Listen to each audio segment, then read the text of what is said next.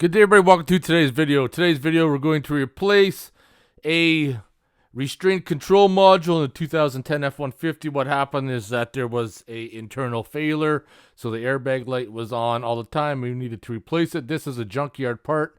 Anytime working with airbags, you want to remove the negative battery terminal just to play it safe.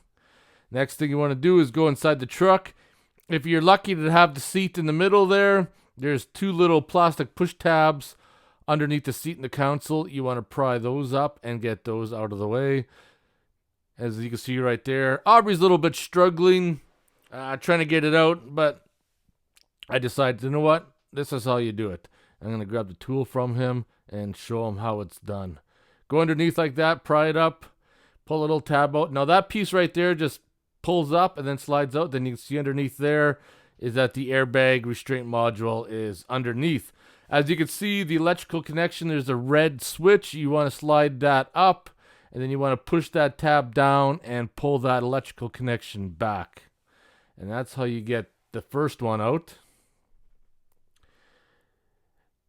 It's a little bit tight in that truck because they've never been removed. I should have actually sprayed the connection down with WD-40. It would have made it come out a whole heck of a lot easier, but I'm showing you how the struggle is real. Once Aubrey got a grasp out of it, he managed to pull it off. That second one is just a tab. You slide that back and the plug comes out.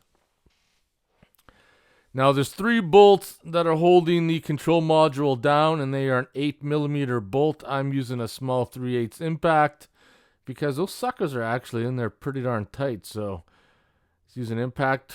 Remove the 3 bolts, pull the control module out, replacing the junkyard module, put the 3 bolts back in, using the impact, tighten them back down. Key is not to over tighten them too. Last thing you want to do is strip those holes.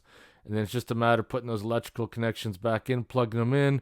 Once you get that small one back in, you push the tab in to lock it, then reconnect your negative battery terminal. And since this is a junkyard part, we have to program the module, but I'll do that in a separate video. I'll talk to you guys later.